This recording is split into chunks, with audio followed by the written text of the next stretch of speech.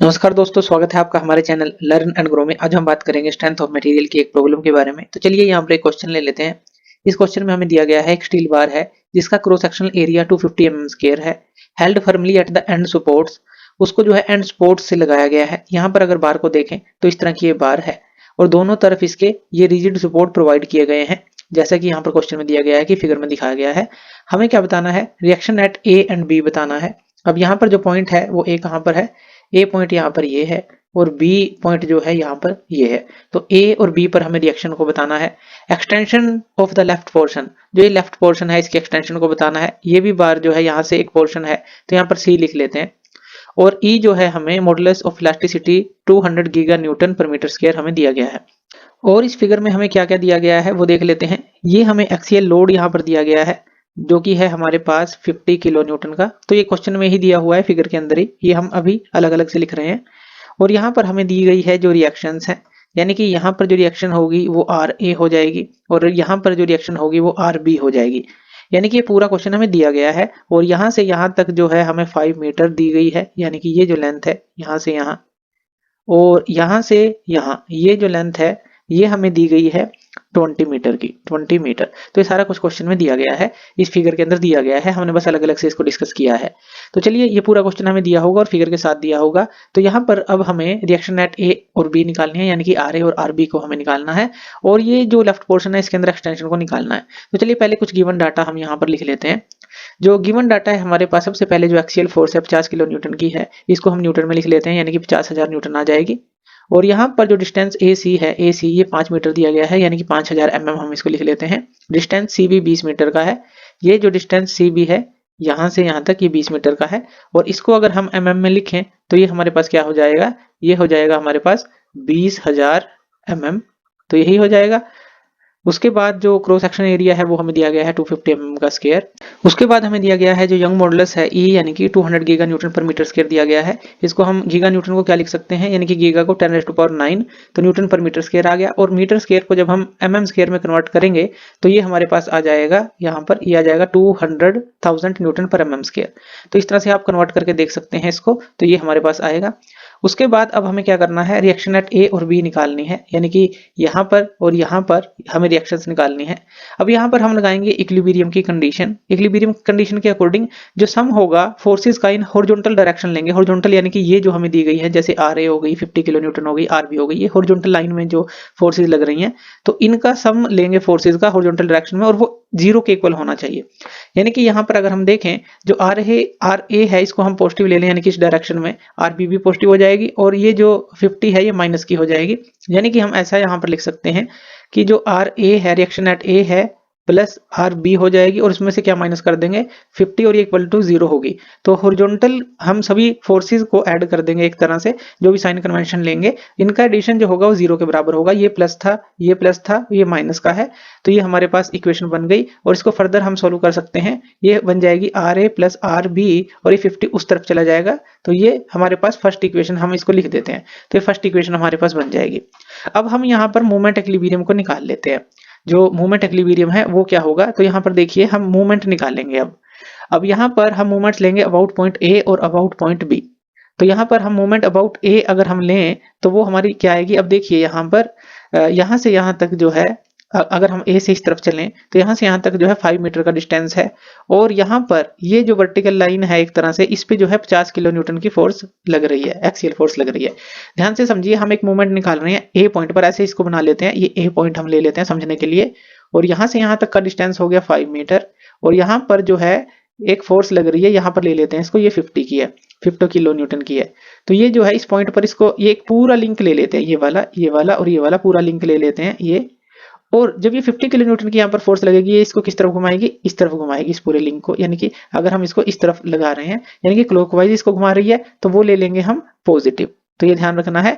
और इसी तरह से अगर कोई फोर्स एंटी क्लॉकवाइज घुमाएगी उसको हम ले लेंगे नेगेटिव। तो ये साइन कन्वेंशन ले रहे हैं। तो यहाँ पर देखिए 50 और ये जो परपेंडिकुलर डिस्टेंस है यहाँ से यहाँ तक का, जैसे 50 हो गया और यहाँ से यहाँ तक का जो परपेंडिकुलर डिस्टेंस हो गया, इसे पॉइंट को हमने एक पाइवट मान लिया, यहाँ से यहाँ तक का 5 मीटर हो गया। तो 50 इंटू जो ये 5 है, तो ये हमारी होगी यहाँ पर मूवमेंट। तो ये चीज ध्यान रखनी है। तो यहाँ पर हम लिखेंगे जो मूवमेंट है, यानी कि जो मूवमेंट इक्विलिब्रियम है अबाउट पॉइंट ए, अगर हम इसको लिखें कि जो मोमेंट पॉइंट है अबाउट पॉइंट ए निकाल लेते हैं, अबाउट पॉइंट ए, तो यहाँ पर ये क्या आ जाएगा, अभी हमने देखा 50 किलो न्यूटन की फोर्स थी और वो किससे मल्टीप्लाई होगी, 5 मीटर से। अभी सभी का मोमेंट निकालेंगे, यानी कि मोमेंट इक्विलिब्रियम निकाल रहे हैं। मोमेंट्स लेंगे अबाउट पॉइंट ए या बी और उनको जो है हम इक्वेट करेंगे जैसे हॉरिजॉन्टल फोर्सेस को किया था। अब यहाँ पर आगे चलिए इसको देखते हैं। अब यहाँ से यहाँ तक हम गए। अब उसके बाद जो है यहाँ पर इस तरफ से इस तरफ जा रहे हैं, यानी कि ये पॉइंट से बी की तरफ जा रहे हैं। अब ये आर बी फोर्स है, यानी कि रिएक्शन एट बी है।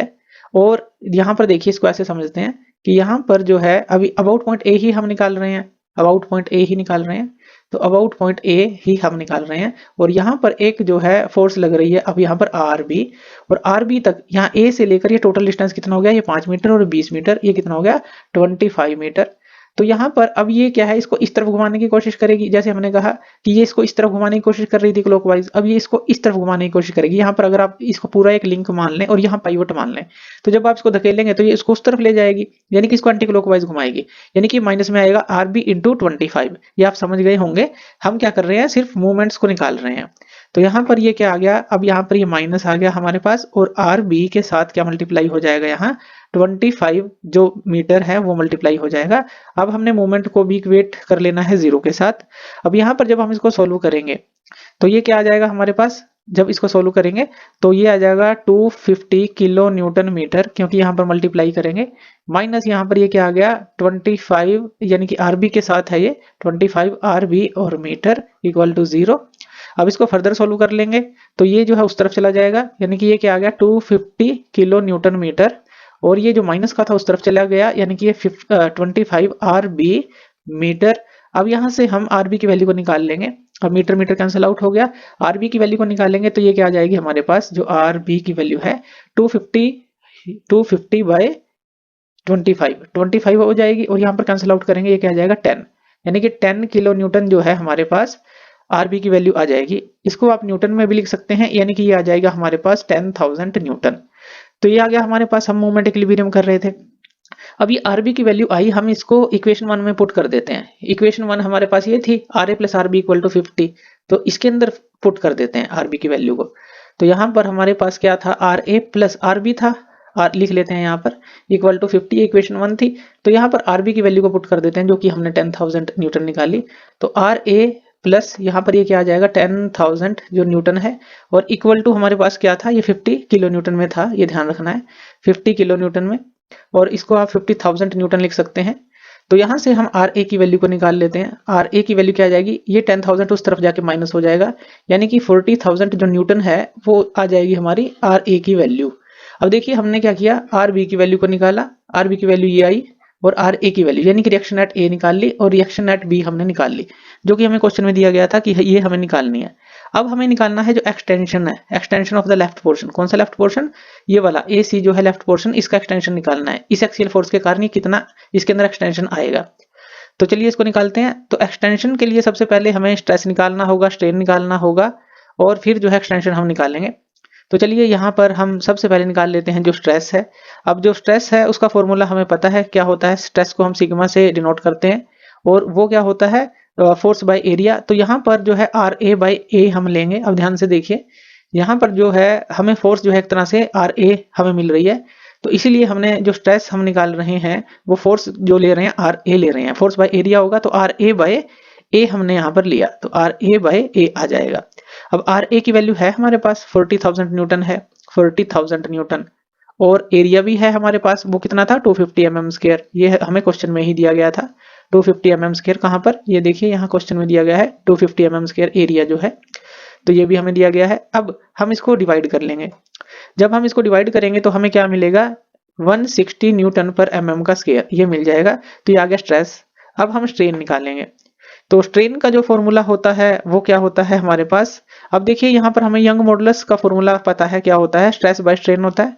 अब यहाँ से स्ट्रेन को अगर हम निकालें, ये स्ट्रेन क्या आ जाएगी हमारे पास, ये आ जाएगी स्ट्रेस बाय जो यंग मॉडुलस है ई, क्योंकि हमें दिया गया है। स्ट्रेस हमने यहाँ से निकाल लिया, तो यहाँ से हम स्ट्रेन को निकाल सकते हैं। स्ट्रेस आ गया हमारे पास 160 न्यूटन पर mm का स्क्वायर, ये आ गया, और ई की वैल्यू हमें दी गई है, यानी कि 200,000 जो न्यूटन है और पर mm स्क्वायर, ये हमें दी गई है। स्ट्रेन की कोई यूनिट नहीं होती तो ये तो कट आउट हो जाएगा। तो यहाँ पर ये क्या बचा 160 बाय जो 200,000 है। तो ये आ गया एक तरह से। अभी स्ट्रेन ले लेते हैं। अभी हमें चेंज इन लेंथ निकालनी है तो वो हम निकालेंगे। अब जो चेंज इन लेंथ होगी वो हमारे पास क्या होगी, तो वो हम निकाल लेते हैं। अब देखिए जो स्ट्रेन होता है उसका फॉर्मूला क्या होता है, change in length bye original length, यानी कि डेल एल बाय एल, ये स्ट्रेन का फॉर्मूला होता है। अब यहाँ पर स्ट्रेन की जो वैल्यू है हमने अभी ये निकाली है, अभी इसको कट आउट नहीं करते, अभी निकाल लेंगे इसको। अब यहाँ पर देखिए अगर हम चेंज इन लेंथ को निकाल लें, यहाँ पर ये डेल एल जो है वो स्ट्रेन इंटू जो लेंथ है वो हो जाएगा स्ट्रेन इंटू लेंथ। तो यहाँ से ही फॉर्मूला बनाया, डेल एल क्या हो जाएगा, स्ट्रेन इंटू लेंथ। यानी कि यहाँ पर अगर हम, ये तो स्ट्रेन की वैल्यू आ गई, इसको हम यहीं स्टॉप कर देते हैं, ये स्ट्रेन की वैल्यू आ गई। डेल एल जो है वो हमारे पास क्या आ जाएगा, यानी कि जो एलोंगेशन है, एक्सटेंशन है, अब यहाँ पर हम निकाल लेते हैं। तो एक्सटेंशन हमारे पास क्या आ गई, del L strain into L, यानी कि ये जो है 160 था जो हमारे पास, और यहाँ पर ये क्या था 200,000 इनटू जो लेंथ है। अब जो लेंथ है वो हम यहाँ पर कितनी लेंगे, सिर्फ लेफ्ट पोर्शन की बात कर रहे हैं, इस पोर्शन की बात कर रहे हैं, तो 5 मीटर है, 5 मीटर यानी कि 5000 mm है। तो यही जो लेंथ है हम यहाँ पर लेंगे। तो यहाँ पर ये क्या आ जाएगा हमारे पास 5000 mm।